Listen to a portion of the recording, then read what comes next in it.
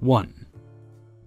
I was working a day shift at a pizza restaurant. It wasn't crazy busy, but I was the only server, bartender, busser, and foot runner. Sometimes my manager would jump in and help me. A very pregnant woman and her mother came in. I sat them, and after I gave them my intro spiel, they asked if they could order and pay immediately. They also asked if I could bring them boxes for their food because the woman was in the early stages of labor, starting to have contractions or something. They wanted to make sure that they could leave very suddenly during their meal if they had to. I was kind of surprised that they were willing to sit down at a restaurant, but it was no problem. They could not have been any nicer, and I was very happy to help them. Of course. At the time, there were only a few other tables, but another party walked in. A grandmother who I will refer to as DG, Demon Grandma, and her daughter, DD, Demon Daughter, and her granddaughter came in, and I sat them at a booth. Immediately, I could tell that they weren't going to be very easygoing or friendly. Not even 2 seconds into my welcome spiel, the grandmother interrupted me and started to go on about how they were in a hurry. I asked them if they wanted to order right away, but they said they wanted some time to decide. Before I left their table to give them a few moments, I ordered them a booster seat since the granddaughter was small for the booth. When I brought the booster over, DG and DD looked disgusted, and DG said, "You expect her to sit on that? Do you have anything else?" I had brought them over our standard black plastic booster seat. We clean them after every time they are used. Sure, it wasn't fancy, but it wasn't like I brought them a dirty tree stump. I said, "I'm sorry, this is all we have." They did not respond or acknowledge me and just kept looking down at their menus. I waited for about 10 long, awkward seconds, and with no response, I took that as a cue to give them more time with the menu. I proceeded to sit the next table that came in. In the middle of my 10-second spiel to the new table, DG came and tapped me on the shoulder while I was talking to the new table and said, "Come take our order." I'm not even kidding, there had been less than 2 minutes between me leaving their table and greeting this table. I said, "Okay, I'll be there in 1 sec." I returned back to their table and DG let out a very cold and annoyed, "Well, it's about time. Are you finally going to serve us?" I took their order, punched in the food and drink orders, and then headed to the bar to start making drinks. I brought them their drinks and went on to run some food and whatnot. There are a lot more details that made them unpleasant, but I'll bump to the meat of my story. A food order came up, and it was the pizza for the pregnant woman and her mother. And it so happens the pizza and the pregnant woman and her mother had ordered was the same one as one of the pizzas that DG's table had ordered. When DG saw me running the pizza to the pregnant woman's table, she followed me, and as I was putting the pizza down, she started snapping. "Why are you giving them our pizza? I told you we were in a rush," she barked. I was in shock, but I tried to keep my cool, and I said, "Your order is coming up next. They ordered first." I immediately darted away and went to grab the takeaway box for the pregnant woman. I had hoped that DG would head back to her table and calm her tits, but nope. When I brought the box to the pregnant woman's table, DG followed me. As I was trying to talk to the table, DG came up right next to me. She started going off and talking over me, saying that she was supposed to be served first, how she's in a hurry, that I'm a bimbo and terrible at my job. I was super embarrassed and honestly on the verge of knocking her the fuck out. Right before I was about to snap at her, pregnant woman and her delightful mother came to my rescue. "Who the fuck do you think you are, lady?" said the pregnant woman. "This young lady is doing a fantastic job." "You're the only one being rude and disruptive to everyone else's lunch," added her mother. They went on to tell DG to go sit down and stop being so entitled, and read her to filth. I was so stunned, and so was DG. DG huffed and went back to her booth. I honestly could have burst into tears. Sure, shitty customers weren't super rare, but having other patrons step up to defend me was. After DG left, the two women asked me if I was okay and told me to ignore that miserable person. I thanked them and felt so much better. By the time DG had gotten back to her booth, her pizza was there. My manager had brought it over. After seeing what happened, he finished them up for me so I wouldn't have to go back and deal with DG again. No surprise, DG didn't tip, but I was happy to be rid of her. With my manager's permission, I gave the pregnant woman and her mother each a $10 gift card that we usually give to people when we mess up their order. They made my day. The pregnant woman and her mother ate their pizza and left. Things in the restaurant had gotten busy again, so I never had the chance to officially say bye when they did leave. When things died down, I went and bussed their table. Though they had already tipped me 25% when they paid initially, I saw that they had also left me an extra $20 bill on the table, with a note that said, "Thanks for everything." 2. This happened probably 5 to 7 years ago, maybe more. I used to work at my best friend's family barbecue joint when I was in high school and college. To this day, it had some of the best smoked meats I have ever had. It had a family restaurant-style section and a bar section. They were always short-staffed around the holidays, specifically Christmas Eve and Christmas Eve. Christmas itself, apparently, everyone wanted to work because it meant booze and not being around your family. It was Christmas Eve. I was working the bar. A few of the regulars were in, but other than that, pretty low-key. The family restaurant part closed at 9, shit you not. 8:55, an older couple and 6 kids, aged infant to about 9, walked in. They had to put like 3 to 4 tables together for them. They get served drinks, all of the kids order from the kids menu, which means we had to actually cook hot dogs. One wanted spaghetti and meatballs, which took a little longer. These effing kids would not sit down. At all. They ran around the restaurant section, they ran around in the bar. They were throwing crayons. One even tried to take one of our signed footballs off the wall and throw it. What is even worse is that the grandparents just watched and laughed as these little gremlins made a mess of everything. Here's how bad it was. Spaghetti made its way onto the ceiling. There were about 10 straws opened and laying under the table. There was more food left on the table than on the plates. One of the boys went into the bar bathroom and made a bird's nest type sculpture out of toilet paper. Then projectile, like putting a full bottle of Hershey's syrup on the floor and jumping on it a bunch of times, shat all over it. We found the bird's nest after they left. Their server was this girl a few years younger than me. Really cool girl. Very calm, good under pressure. Like the typical person you would want serving a bunch of kids. I saw her get yelled at, cussed at, hit on, everything in the book, and didn't even bat an eye. Fast forward about an hour. She comes to the register, opens the bill, and she just put her head in her hands on top of the computer. I walk over and ask her what's up. She hands me the bill, $98.50, and he wanted his change back from $100. I lost it. She actually had to calm me down and stop me doing something stupid. I walked over with the bill in hand and went up to the guy and said, "Hey, I am the manager. Here's your bill and your change. We noticed you didn't want to tip. Was there anything we could do better?" He goes, "Well, my food was cold when it came out." Lie.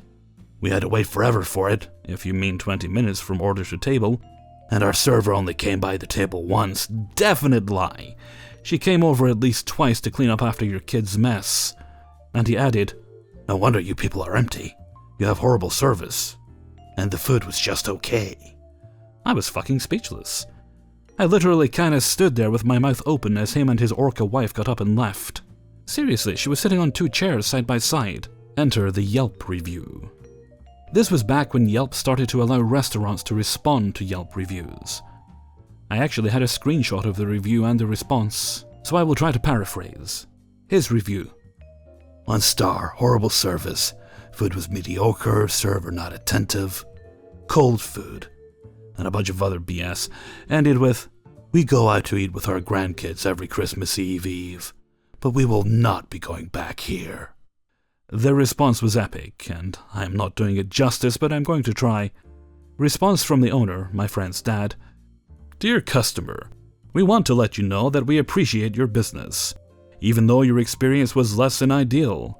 We were happy to keep our family section and kitchen open an extra hour for you and your family to enjoy. I apologize that the server was not as attentive as she could have been, considering she was cleaning up after the adolescent members of your family, including the spaghetti on the ceiling and the mess in the bathroom. In addition, babysitters usually cost about $25 an hour, but in this case, we did it for free, because you felt our exceptional service was not worth any type of tip. We are happy to serve anyone, and we are also happy that you will be spending your holidays elsewhere." The place has been bought and sold a few times, so I couldn't find the actual review, but that was the gist of it. 3. Alright, this was several years ago now. I was the interim manager of a coffee shop in a college town that had a local hometown hero, who went on to have a very successful career in the NFL. I say interim manager because the GM of this location quit abruptly, and I, as the senior shift manager, was waiting for the interview process to move along before I was officially made to be GM of the store. But for all intents and purposes, I was the manager at the time of this incident. So, weekday opening shift at this coffee shop, right across the street from the main part of the university's campus.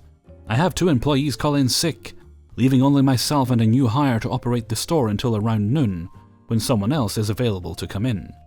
Before we unlock the doors and open up shop, I print out an apologetic note and tape it to the door, which says something along the lines of, "We're sorry for the inconvenience, but your coffee may take a little longer than usual this morning. As we are short-staffed, please be patient so we can make certain that everyone has a great morning." The first hour and a half or so goes by without issue. I have the new lady working the point of sale and taking orders and marking cups, and I'm making all of the drinks, which she hasn't been around long enough to learn to make correctly and confidently. Then the morning people on their way to work rush begins, and a line quickly forms that leads from the counter all the way back to the entrance. I had anticipated this, hence the sign I made and posted. Now enters our hero. The guy is the hottest thing to ever come out of this small, nowhere town. He had since retired from the NFL, and he and his family bought and lived in a really large tacky house on the outskirts. While both he and his wife did a lot of good things charity-wise with their money, they both had a reputation in the local service industry for being nightmare customers. I heard countless stories from friends in retail and restaurant jobs of verbal abuse from both of them. So this guy, let's call him John Doe, is several people back in line. The new employee on the register is doing her best to be quick and thorough, stopping to ask me questions every few minutes to be certain things are entered correctly. And people are being served at a pretty decent clip by my best judgment, all things considered. But John starts crossing his arms, checking his watch, and sighing loudly to show his displeasure. I mean, really making a show of it. Then, after a few minutes have passed and his dramatic display hasn't been addressed, he pipes up loudly and says, "Ma'am, how smart do you have to be to take an order for a cup of coffee? It can't be that hard. Some of us have real work to get to. Do you think you can pick up the pace?" The new employee is frozen like a deer in headlights. Everyone in line with John seems to be as well. Not me. Hey man, I know who you are and I don't care. If you want to talk to people like that, then you can go do it someplace else. We're working hard to help everyone as fast as we can. You can wait in line patiently with everyone else, or you can skip your morning latte and go straight to your real work. John Doe gives me his best murder stare, but keeps his place in line, and I go back to making drinks. He continues to stare. I continue to ignore it and make drinks. He finally gets up to the counter and my coworker nervously takes his order and writes it on the cup. Now I don't know if he told her to do this or if she just did it out of fear or respect, but the name written on the side of the cup was Mr. Doe. Generally, people's names on the cup are Steve, Claire, Bob, Vanessa, you know, first names. I made John's drink. I didn't spit in it. I made it to the best of my ability, walked to the end of the counter, and said loudly, "John, your coffee is ready." John came, grabbed his coffee without looking at me, and left. As soon as he was out the door, there was a small applause from a handful of customers at the cafe tables. I felt like a rock star. 4. I've been working at the same mom-and-pop barbecue joint for just over 5 years now. I've worked as a busser, expedite, and a server to put myself through college. I'm one of the most knowledgeable and well-respected employees there. In short, I love the place and they love me. If it hadn't been for our relation, I would probably have been fired last night. The night's winding down and I'm out on the patio. It was just me and one other guy and we got slammed. Non-stop chaos from 5 until 10:30. My manager approaches me and tells me of 2 heavy-set guys that tried to come into the restaurant with some beers. He confiscated them and told me to keep an eye on them because he wasn't sure if they were drunk. He gave me permission to give them 1 round, but even that I was iffy about. I walk up to the table and, let's call him Fart, demands 2 beers. I bring them to he and his buddy, who we will call Shart. After a few minutes lingering around a nearby table, I gather that the guys are drunk and I definitely should not have given them a round of beer. I return to the table to further confirm their drunkenness, and Shart pulls out a charging cube from his pocket, not the cord, the cube only. He tells me to go plug his phone in. I tell him his phone will not charge with just the cube, but he disagrees. So I go and print their check and bring it back to them. Tonight is just not their night. Fart and Shart didn't love this. They explained that they were related to the musician who was playing outside, and that they only had 5 beers each. I told them I had to protect myself as a server and didn't feel comfortable serving them. They strangely accepted this and actually seemed pretty cool about it. I walked away to go finish all of my side work. Then, in the corner of my eye, I see Shart walking away from the bar with 2 beers. I go to tell my manager that they need to get kicked out, and he basically tells me to do it. I was thrilled. I've longed for this moment my entire server life. I strolled over to Fart and Shart and told them they needed to leave.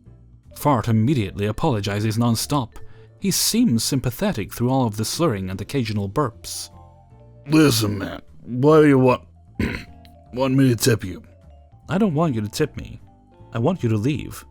Any amount you want. I bet no one has ever asked you that before. Fine, tip me $100. I don't have $100. I had a ton of stuff to do, and they seemed harmless. Idiotic, but harmless. I gave up on kicking them out for the moment, so I went to pick up the $10 check, and noticed that Fart wrote cash on the tip, but left no cash. I asked him about it, and he would assure me that he was going to leave it on the table and eventually told me Shart was going to leave the tip. Before I knew it, he had disappeared into the depths of the parking lot and all he had left behind was his Shart. Once Shart is done talking, I approached him and asked him what the tipping situation is. I could have just let it go, but this tip was an important one. It would signify that I beat them. Shart is too drunk to even understand what I'm saying, so he tells me to go and find Fart with him. He leads me to the bathroom, where I stand half in, half out of the door. While in there, he tries to explain to me just how not drunk he is, and ends up screaming, cursing, and threatening me whilst peeing. So I respond in the only way I know how. I turn the lights off and walk away. I walk outside and see Fart passed out in the passenger seat of Shart's truck. I call the non-emergency line and prepare them for a drunk driver. Before I knew it, Shart was marching towards the hostess stand demanding a manager, screaming about how he was assaulted. He tells the manager he is going to kill me and that he is going to wait for me to leave so he can kill me. Did you actually see him turn the lights off? I know he did. But did you see him turn the lights off? No, I was pissing and it was dark. Incredible answer. After a 45-minute ordeal and a trip home in a police car, Shart's reign was now over. The cops arrested him immediately, and Fart remained unconscious in Shart's truck. He may still be there now. At the end of the day, I realize I am partially at fault. I should not have been so persistent over what could have potentially been a $1 or $2 tip. I should not have fired back in the restroom, and I should not have turned the lights off, but you know what? Us servers deserve a win sometimes.